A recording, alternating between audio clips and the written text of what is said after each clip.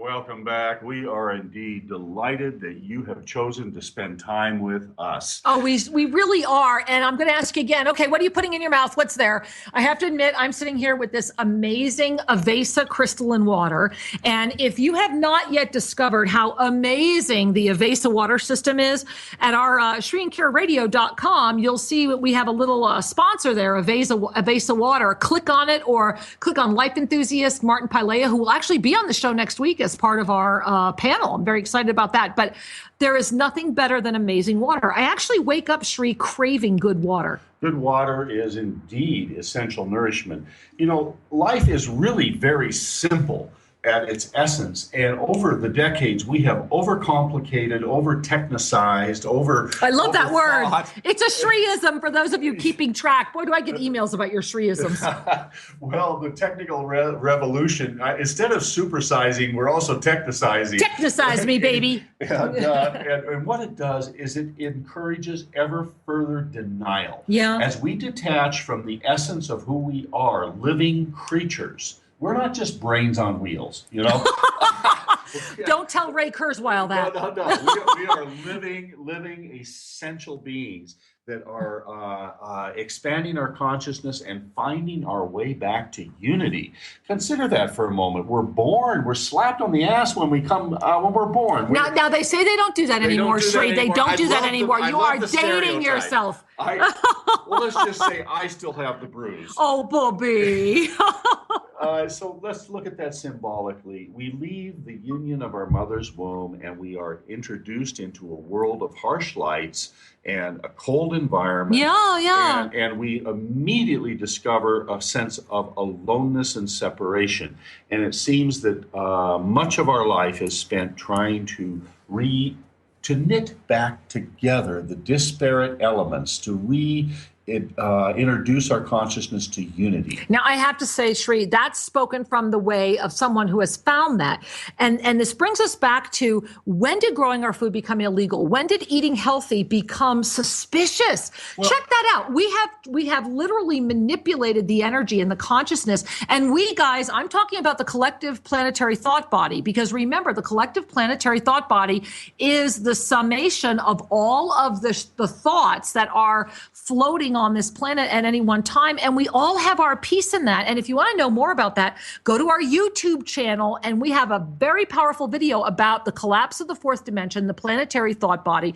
Because Shri, if ever you wanted to read or know about that collapse, Big Pharma and Big Agra are the absolute models of that. Somewhere along the line, the human race as a collective, now guys, I know there's the individual, but I'm talking about the collective, said, we are going to forget compassion and we are going to mass produce animals like other non-sentient things. Yep. Yeah. And where is the humanity in eating that type of fear, eating that type of chemical reaction, or saying that because these animals are in such inharmonious environments, we have to load them up with chemicals and drugs and steroids so that, number one, and we have to dope them up so they don't kill each other. They're already insane. And we want to make sure that because their feces and their pee and everything else is around them, that they're not getting that sick. Well, it's an incredible thing. You know, you mentioned earlier on of what it was like at the family table 40 years ago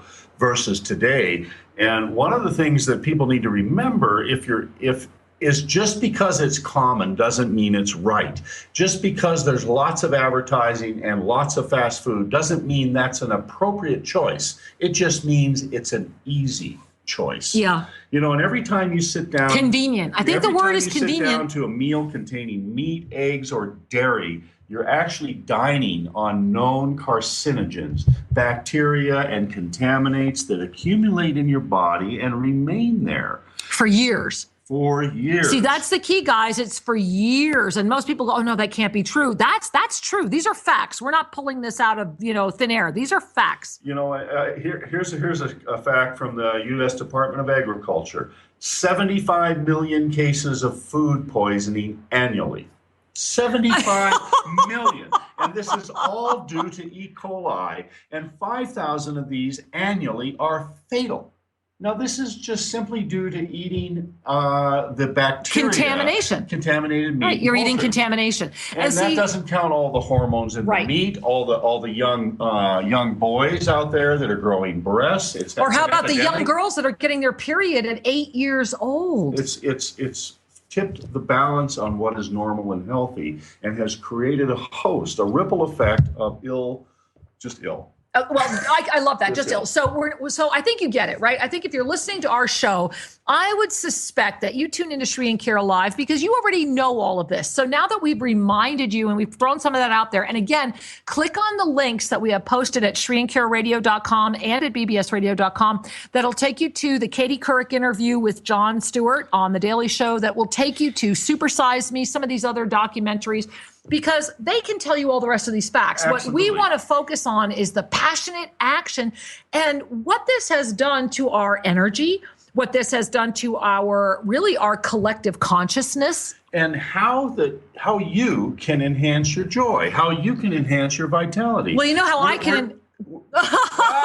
Whose turn is it? It's my turn. And what I was going to say is how we can enhance our joy is let's bring in one of our amazing callers. Let's go ahead and let's just take in one caller right now. All right. We're going to head to New Mexico. Hey, our former home. I love that. Absolutely. Let's go to line 2 and say hi to Kathleen. Well, namaste, Kathleen. Welcome to the show.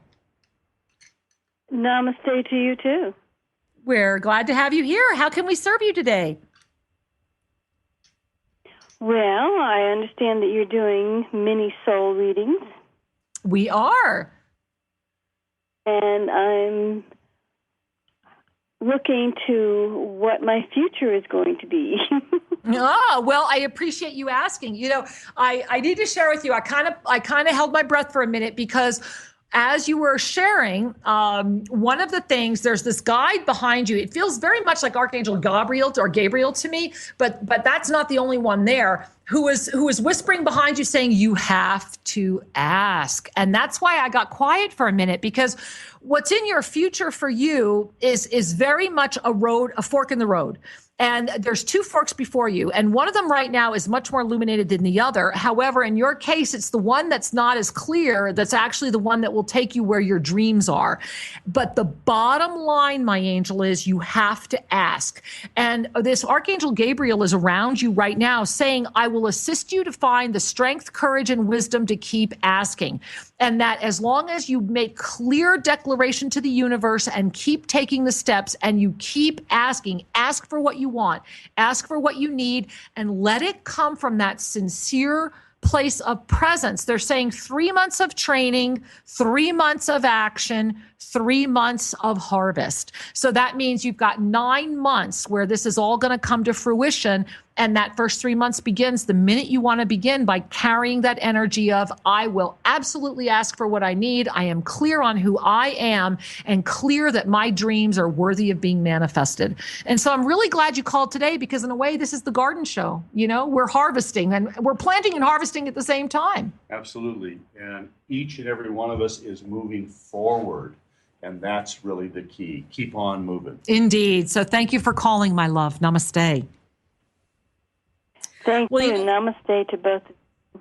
You're so welcome, Angel. Thank you. So, you know, Shree, that we were talking about what brought me joy. And I said, well, let's go talk to a caller that always brings me joy. I think the other piece of passionate action is saying that the gift, because there are always gifts of all of these genetically modified foods, of all of these chemicals, of big pharma, big agro being hand in hand. I mean, they really are hand in hand. One market, what really does supply and assist the other, is that it leads us to a recognition that we can move through this. It helps put it literally like right in our face. Well, absolutely. You know, when we talk about the failures of a government or the failures of a bureaucracy that's supposed to be a watchdog agency, that doesn't mean we're victims. Well, maybe it means that instead of being a failure, they were actually a success in assisting us to wake up. Exactly. And that's the magic word. Wake up.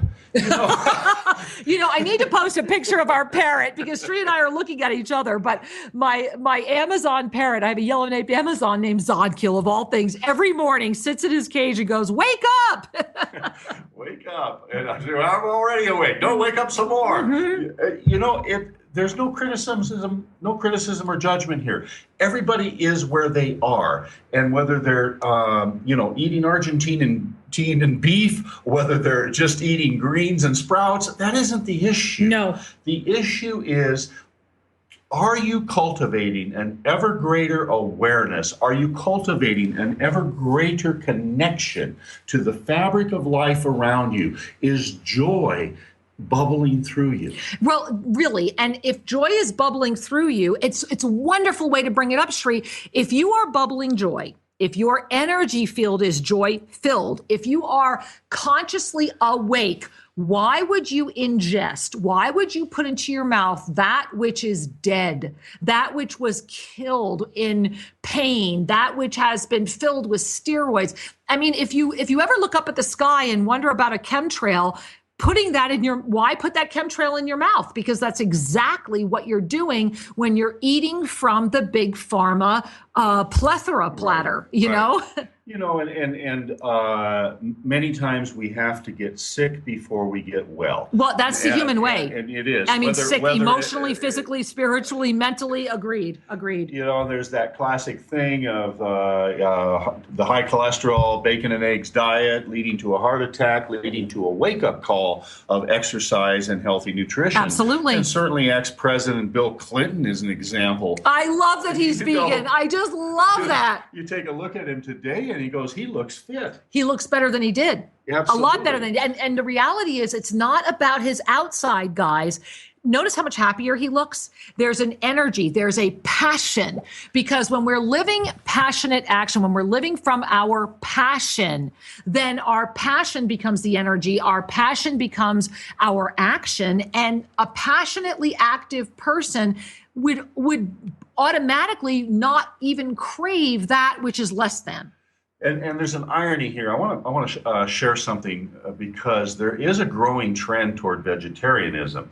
But where it begins is more and more people, at least in North America, have cut back. I think it's worldwide, Sri. Have cut back on red meat. Mm-hmm. Now, what's interesting? Finally, I want to, but there's an irony to this. First, I want to mention a couple of names for those of you that are uncertain about what direction to head, or if you need more information. There's two names that are really prominent and well-educated leaders in this field. One is John Robbins, and he's eloquent. I love John Robbins. He has been out there forever. Yep, he wrote a book called Diet for a New America, now, Food Revolution. Right, those guys that don't know him, he was actually the heir to the Baskin-Robbins fortune. Yes. And they freaked out when he started realizing all this. He had it made, so to speak, in the conventional sense.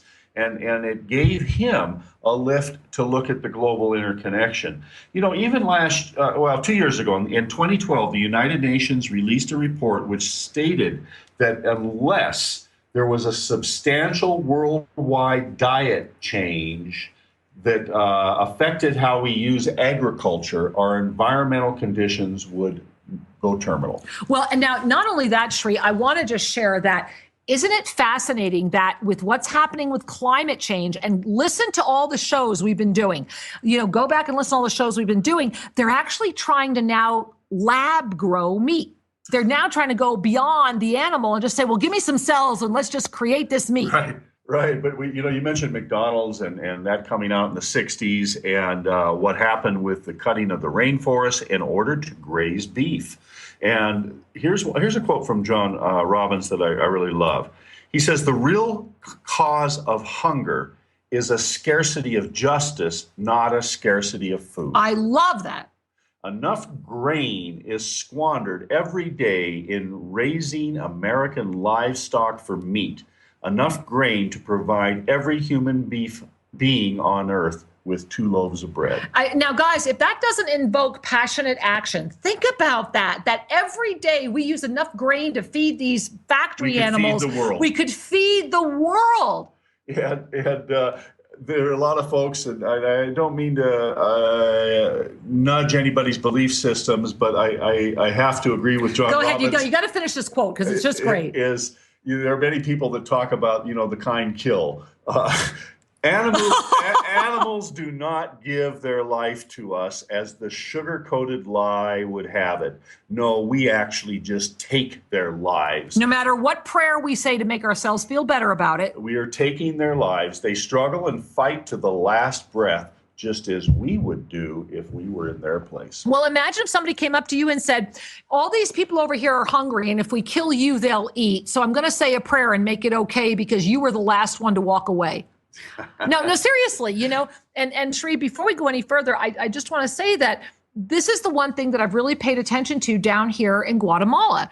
Sri and I live in the heart of the Maya, and we live very remotely up on the mountains. And the one thing that I do respect is that when these people eat meat, which they don't eat a lot because it's expensive and because they have to grow it themselves, but when the family does kill a chicken, they raise that chicken. And if you can't slaughter the animal yourself, then I need to look at your consciousness. Look at your consciousness, because when it's packaged and it's sitting there in the shelf in the supermarket, you're disconnected from the energy of the animal. Yes, you are.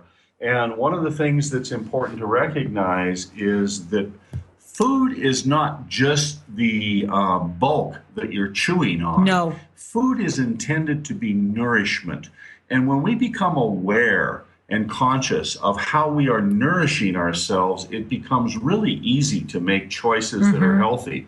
The other thing that's kind of interesting to me is that every religion around the world has celebrated vegetarianism, but most of the followers of the religions have kind of discounted that. Well, because there's this thing that says, and guys, we truly have zero judgment about how you eat. We are offering you perspectives that you might want to look at based upon how far you want to take your consciousness. Because the reality is, if you truly want to wake up, if you truly want to live an illuminated life, really live it, then you're going to have a much slower, harder time holding your consciousness.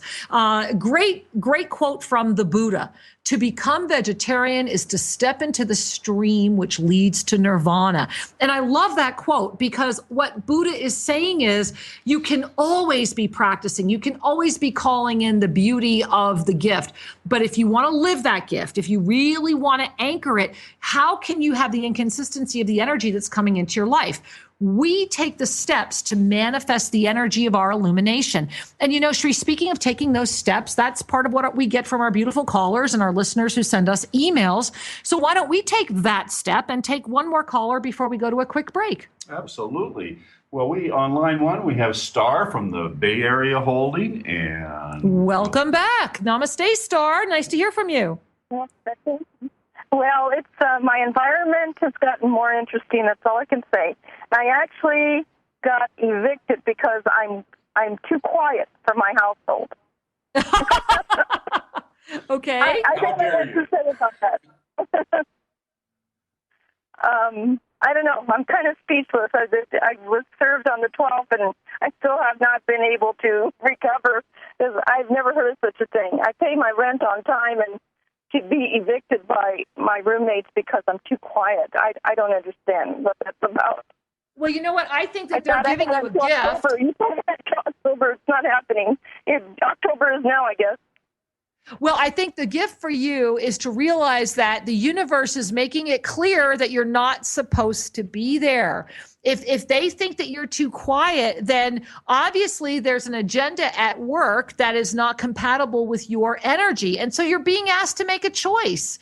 Either jump in. I love that. It's like today's show. It's the choice that says, either eat the meat or not. Only in your case, it's eat the meat of becoming more than they have to offer, or go ahead and allow yourself to become more aligned with who you are so that you're lined up to get the answers that you need. Yeah, you're right. Right. Everything is always revealing where we need to get larger in our energy field. And so in this moment, either make your energy field larger and just say, thank you, universe, for showing me that there's an amazing new life waiting for me, and I'm going to live the way I live and feel good about it. Or thank you, universe, for showing me that I need to align more in this energy that's not living quite the way I do. Maybe that's a way that's good for me too. All choices are before you. Oftentimes in our life, we need to learn to let go and expand. You know, one of the things we're going to be doing right now is letting go and having a commercial break. And so we're going to be right back after this break and get into some more interesting conversations around how do we nourish ourselves? How do we live a life of vitality as opposed to a life of fear? And does GMO really stand for greedy money organization, or many other cute little GMO and acronyms we came up with this morning? Guys, stay with us. We'll be right back.